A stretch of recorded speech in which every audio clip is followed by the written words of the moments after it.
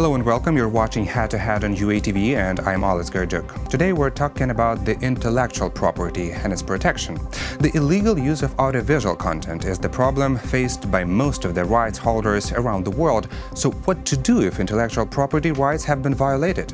To discuss this, we're joined in the studio today by Kateryna Fedorova, Director of the Public Union Clear Sky Initiative. Hello and thank you for being with us today. Hello, Les. Hello.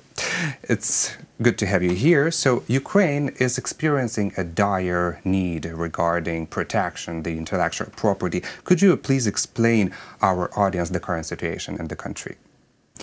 Actually, you're right that intellectual property issue is very important in Ukraine because we are listed in the list 301 of the United States, and it influences our economy. What is this list about, 301? This list is about the countries where piracy is the most widely spread. Mm-hmm. So Ukrainians are pirating the most of the content. Ukraine is among the countries who are pirating, where piracy is widespread, I'd say like that. Okay. Because in Ukraine we're trying to do something with that, and the situation is improving, really improving. So we do, and our members do something, and the situation improves. Mm-hmm. So we ask rights holders to join us, and not only rights holders, everyone who is interested in protecting the rights of rights holders or in brand safety, not to deal with piracy. They join us or do something on their own, and the situation improves. Mm-hmm. What practical steps are being done to improve the situation?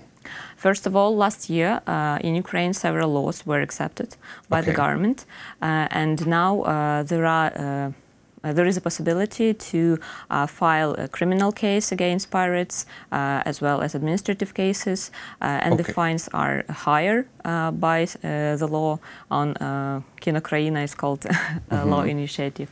So I can tell more about this. What are the penalties?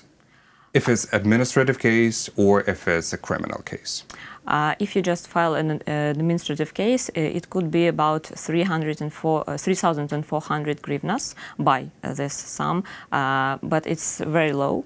So by the law accepted last year, it could be by 33,000 hryvnias. So it's more than 1,000 euros. Okay. Which is a lot for a regular Ukrainian citizen. Yeah, but this is not just for pirating. This is when the rights holders apply to the pirated website and ask to delete or to delete the content. Delete the content or sign agreement for this content, and this website doesn't react. Then the rights holder applied to hosting provider, and they also do not react. So there is an administrative procedure to make it with the help of the lawyer. To find the website? No. Website is found by the rights holder. Okay. When it's found, there is an application with the help of the lawyer to this website or hosting provider to delete content or to block the website. Mm-hmm. And if the procedure is how to say? Is not implemented. Yeah, is not implemented. Then the fine may be higher.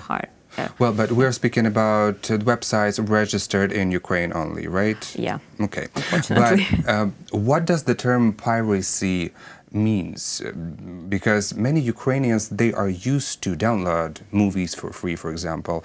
Would they be obliged to pay 33,000 hryvnias for one movie, well, downloaded basically illegally, or this is some broader issue? No, this is connected to B2B cases, so it is connected to companies or websites. In Ukraine, customers are not paying anything for pirating. Usually they are using this pirated content for their own purposes. Yes. But we are trying, initiative is trying to persuade them not to do that, because piracy is a bad thing for Ukrainian economy and for dignity of a person. So we are doing some social projects, and we hope that people will understand that it's a bad thing and will stop doing that. But there is no legal penalty for people, for customers, no. For the regular citizens, no. No. Mm-hmm. Okay, but what peculiarities should the specific case obtain in order to be considered as a criminal one or as an administrative one? It depends on the money that are estimated of... losses? Yeah. Okay. So if it's less than 16,000 hryvnias, then it's administrative case. Okay, but then is there any analytical data? What are the estimated losses of the Ukrainian copyright holders due to piracy? If we are talking about members of Clear Sky Initiative, the most active members are 1+1 Media Group and Starlight Media Group, and these are the biggest media groups in Ukraine, so the losses are rather bigger than 16,000 hryvnias. And also our... 16,000 hryvnias? Yeah. And also our partners... This is not a lot. Yeah, absolutely. Okay. Our partners, Ukrainian Anti-Piracy Association, they protect the rights of MPA members. They are Hollywood majors. So their losses are much more higher. Mm-hmm. But there is some problem to prove these losses. So there is a big procedure how to do that. Okay, but how much do the Ukrainians steal the content from abroad?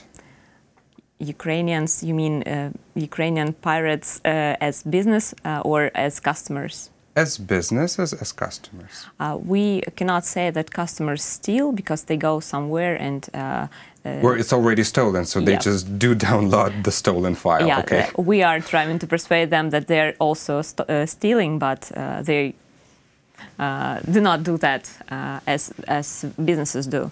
So from abroad, you mean you mean from some, well, some foreign movies? I mean, all the content that is produced abroad, not only produced by the Ukrainian companies, but produced somewhere else. You mean about MPA members, at least? Yes. They do big amounts, so I just cannot even estimate how much is it, because it's loads of movies and serials. I think that almost all the popular movies that go in cinemas, everything is stolen. Yeah. In Ukraine? In Ukraine as well. It's not only in Ukraine. Only even cinemas could steal the movies, because they should cooperate with the distributors. That. Yeah. But the movies that are being broadcasted in the cinemas, you mean? It's called camcording. Okay, yeah, so when sure. When pirates go to the cinema and steal content, and then in the download to internet, and the distributors and rights holders get less money, because many people go to internet websites where their rights are violated. Okay. So. Well, I was afraid that you mean that our cinemas are also operating with some black schemes, but absolutely okay. No. How do you think why Ukrainians and other basically post-Soviet nations are used to pirate the content? Is it due to some historical experiences or what? I guess this is the issue of mentality, because unfortunately we were taught that content is something that is free, and even by 2000 year, almost everywhere TV services were free, and it was very difficult to transform mentality of people and make them pay something, at least something. Then it means that the legislation is not the only part that needs to be changed. How do you think, and what are the initiatives? How to educate people, how to teach Ukrainians that piracy is a bad thing, and how successful are we in that? We will be successful, really successful, when at least 10% of customers who do use pirated content will reject doing that. I don't say that they should pay. They at least shouldn't go to those websites that they see that are pirated. So what we do, we write articles. We have just organized an initiative. We have announced the contest with All Ukrainian Advertising Association for the idea of anti-piracy social campaign. And for the best advertising. Yeah. So it could be a hashtag campaign or some video for the people to understand that piracy is not good. Something catchy and interesting. Or to understand that they do not want to use pirated content.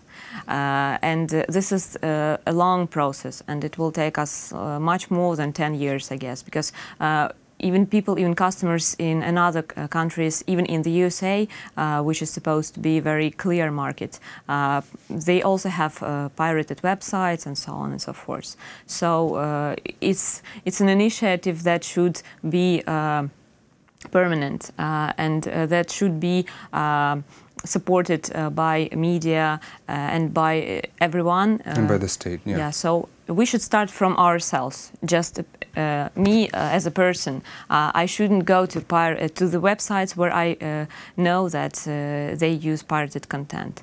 This is the best phrase to conclude our conversation with. Well, let's see how the situation will be unfolding within this 10 years. I thank you for your work and thank you for coming and being a guest in our studio. Thank you very much. This was Kateryna Fedorova, Director of the Public Union Clear Sky Initiative. Thank you for watching Head to Head and stay tuned for more with UATV.